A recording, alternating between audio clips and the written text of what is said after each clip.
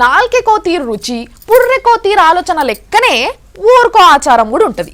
ఇక మన తాన వింత వింత జాతరలు ఈ చంత్రపు కందూర్ల ముచ్చట్లయితే మస్తుగా ఉంటాయి. అబ్బా చెప్తే ఓడిసేటివి కాదు, దంచితే దంగేటివి కాదు. కాసంటే డిఫరెంట్ జాతర ఒకటి ఉన్నది చూడుండ్రి. హౌ డిఫరెంట్ జాతర. జాతరలంటే ఒక్కో ఊర్లో ఒక్కో తీరు జాతర అవుతుంటది, ఒక్కొక్క తీర ఆచారాలు ఉంటాయి. కానీ ఆదిలాబాద్ జిల్లాలో కెస్లాపూర్ అనే ఊరు ఒకటి ఉన్నది. గాడ ధూమ్ ధామ్ జాతర సాగుతుంది అనుకోండి. ఆ జాతర పేరే నాగోబా జాతర. పేరింటనే ఎరకైతుంది కదా ఇది పాములకు సంబంధించిన జాతర అని. నిజమే, ఊర్లే మొగోళ్ళంతా చాలా మంది మాలలేసుకున్న తీరుగా ఇట్లా ఒక్క తీరు బట్టలేసుకొని గోదావరి నదికి నడుచుకుంటూ పోతారట. ఇక పున్నంకి ఒక్కరోజు 2 రోజులు ఉందనంగా ఊరికొచ్చి ఇగో ఈ గుళ్ళే నాగంపాము విగ్రహానికి మంచిగా పూజలు గిట్లా చేస్తారు. అందరు ఒక తీరు కొత్త బట్టలు వేసుకొని తలపాగలు చుట్టుకొని లైన్ పొంటి దేవుని దర్శనం చేసుకుంటారు.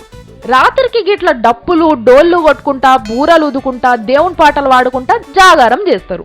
రంగుల రాట్నాలు, జాతర బొమ్మలు, బొట్టు బిల్లలు అన్ని దుకాన్లు పెడతారు. ఇగో గీడ చూడండి, ఒక ఆమె ఉయ్యాలు ఊగుతుంది. అయ్యో అయ్యో గట్లు ఊగుతుంది, కింద పడగల. ఎవరన్నా పట్టుకోండి రాదు జరా.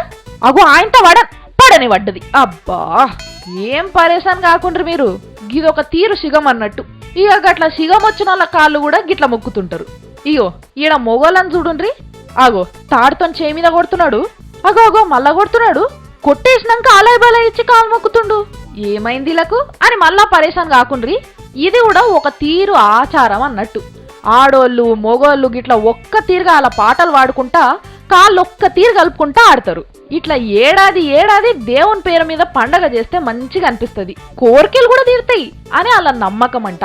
చెప్పినాం కదా ముందుగానే, ఒక్కొక్క తాను ఒక్కొక్క తీరు ఉంటాయి జాతరలు. కానీ మస్తు డిఫరెంట్గా ఉన్నది గిదైతే.